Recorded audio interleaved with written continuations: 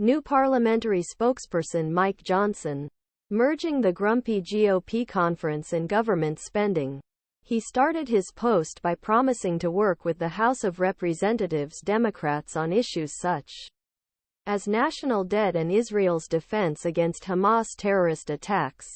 ArrowRight, the first week in office, was celebrated with measures that led to a gap not only between liberals and conservatives, but also between the House of Representatives and the Senate.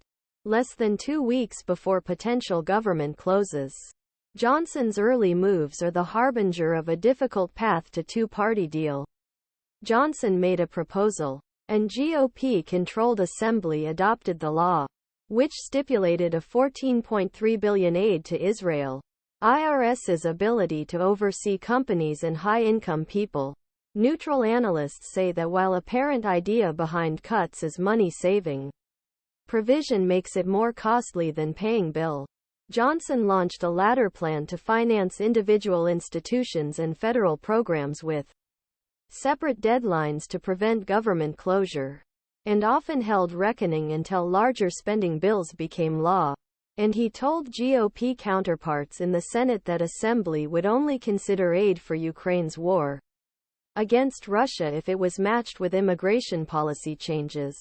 Legislators and insiders say this opening legislative salvo is an indication of Johnson's historic weakness in the knocker. Johnson was fourth choice of Republicans instead of by Representative Kevin McCarthy, who was expelled from the presidency in October after adopting a two-party law to prevent government from closing and extend spending laws to this month. The new speaker has never chaired a congressional committee and is a faint political fundraising event. He gained a reputation as someone who disrupted his fiscal policy, but he spent most of his career at the Congress focusing on social issues, especially limiting access to abortion and LBGTQ rights. Initial spending proposals showed that he was seeking an advantage for negotiations with the Democratic Senate and Biden administration.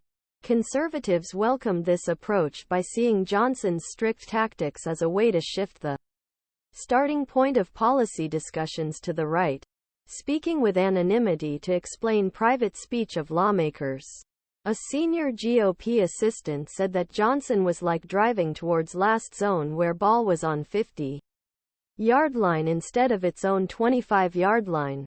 Others, however, say that Johnson is at risk of entering same deadlock faced by his predecessor, allowing his far-right wing to dictate starting point of negotiations without leaving opportunity to compromise.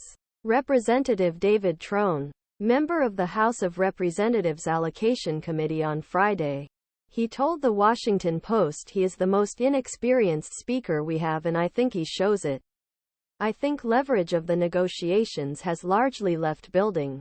The speaker told reporters last week that the nation is facing daunting challenges. ITR